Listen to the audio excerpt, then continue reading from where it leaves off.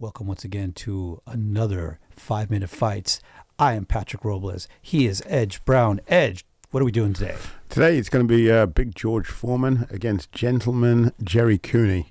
And this was January 15th, 1990 at Caesars Palace in Atlantic City. And this was when George Foreman was still making his comeback. He was, starting to move up, but, people still didn't know, like, hey, is this just a gimmick or what's going on here?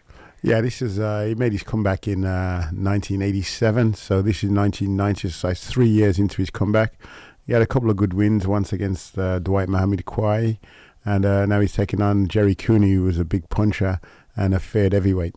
Yeah, Gerry Cooney had one of the biggest fights ever in 1982 against Larry Holmes, where Larry Holmes dominated him, but Gerry Cooney was definitely like a great white hope, was he not? Yeah, that crazy knockout over Ken Norton, which was like a brutal KO. This was in the first round. Mm-hmm.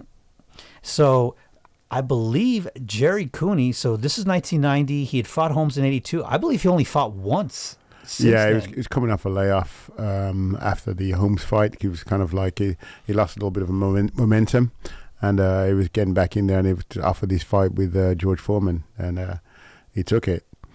So George Foreman didn't become heavyweight champ again until what? He was 45? 45. Yeah, 45. So he still had a few years left, but yeah. So he's actually spry at this point. Yeah, he did. Yeah, I mean, after this fight, he fought that world title shot against Evander Holyfield, which he was unsuccessful.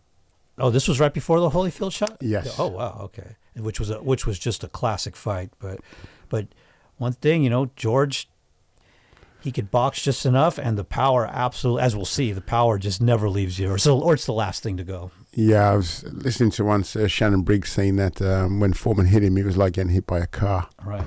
But why does Gerry Cooney look like he's already in like the 12th round of the fight? I mean, his face already looks messed up. Yeah, well, George could hit. Yeah. I mean, I think he just kind of has one like how Johnny Tapia was. Like, their face is just a bunch of scar tissue. Yeah, and he's getting hit with some solid jabs. Mm-hmm. And then if you look at Cooney's legs, they just don't seem to be there, Yeah, it's kind of George is walking him down now, so he's put a lot of pressure on him. So I think Cooney's having to move more than he usually does. He usually comes forward, but in here he's been put on the retreat. Yeah, and for the record, Cooney is still with us. George, a couple months ago, just passed away.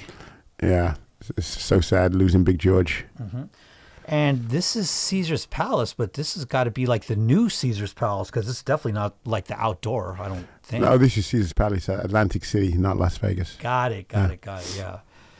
So, yeah. Yeah, Big George landed some shots there. Mm-hmm. And this is pretty much congrats to Gerry Cooney to making it through the first round. And we begin the second round. Yeah, Big George is stalking him now. You can tell he's looking for a big shot. But Cooney's countering with that left hook, which was his prime punch, and he put a lot of guys away with it. And it's funny to say, but George actually looks to be in really good shape here. I mean, obviously he's a little pudgy or whatever, but he's moving well. He's not sucking wind, Yeah, I think he fought himself back into good shape after his 10-year layoff. Yeah, I was about to say it was a function just of having all the fights, and you get back into fighting shape, and he made it back. And I mean, God, George Foreman, in terms of this, really is just one of one. Oh, yeah. It's how he hurt Cooney with a right hand then, and Cooney's definitely on the back foot. Yeah, this is the beginning of the end.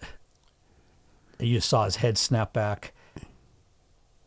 And it's got to be demoralizing. Yeah. When you're a fighter that comes forward and usually puts pressure on and somebody starts backing you up, it's hard to deal with. Oh, just got him again, and Cooney is in serious trouble already in the second round. Gerry looking to go to the body, trying to slow George down. You could just see his will leaving his body in real time too. Yeah, it's amazing now for these heavyweights, the amount of skill that these guys have compared to a lot of the heavyweights nowadays. Now he's in trouble. Oh, yeah. Oh, goodness. Oh, my goodness. Yeah. Probably should have taken a knee a little earlier. Yeah, he's definitely hurt there. All right, Gerry, you got this. Just get your hands up. You're okay, Gerry. You get your hands up. And, you don't got this. Oh, yeah. My goodness. Yeah, and Yeah. the referee's like Joe Cortez. He just waved it off, didn't bother with the count. They just had to take the mouthpiece out with a crowbar. Yeah. Yeah, I think he needs a little more than a stool, too. But, yeah, look at that uppercut. Wow. And, and the punches actually don't look like, they're hard, so to speak, but every one of those is just power. Yeah. Like, just stupid power. It just doesn't look like it. They're just not, they're so quick. They're so short. Yeah, it's the amount of skill that George has as well. He just steps around so he can land punches. He does that really well. Yeah. I think people underestimated his boxing IQ because of his power. Right. And the other thing is, like I said, it doesn't, when George is throwing them, they don't look that hard. But when you see what's going on the other end, the impact, you can absolutely see how hard they are. Tremendous amount of power. Yeah. Yeah. And by the way, we have a ton of replays here, so we're going to watch this a bunch of times. But yeah, you see the concussion from it. Yeah, Cooney tried to stay up, but just the shots keep landing. And see, George steps away, makes room so he can punch effectively. Was this Cooney's last fight? I think it was. Yeah, it should be. Yeah. Oh my God. Well, back then, and they both received $1 million purse for this. So back in 1990, that was a pretty good payday. Yeah. What's old Gerry Cooney doing today? I think he's still living in Long Island, New York. Right. Telling these stories. Yeah. And I believe this is the end of the fight here. Boom. That's the uppercut. That uppercut. Step around, right hand. And a very famous uppercut as well. Yeah, when you go down face first like that, you are hurt. Face first with your knee bent. Yeah. Ooh, I mean, it almost really looks like he's sleeping. He's out before the last right hand. Right.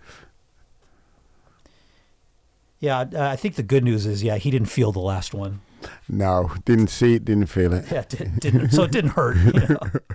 I don't know about that. Well, it hurt the next day. Well, the second it happened, he didn't. I think it hurt for the next month. Exactly. Yeah. Oh, yeah, that one definitely hurt. See. He's out before that one. Yeah. So there we go, George Woody. We love you, George. This has been another edition of 5 Minute Fights by the Stand Up Guys. Thank you so much for joining us.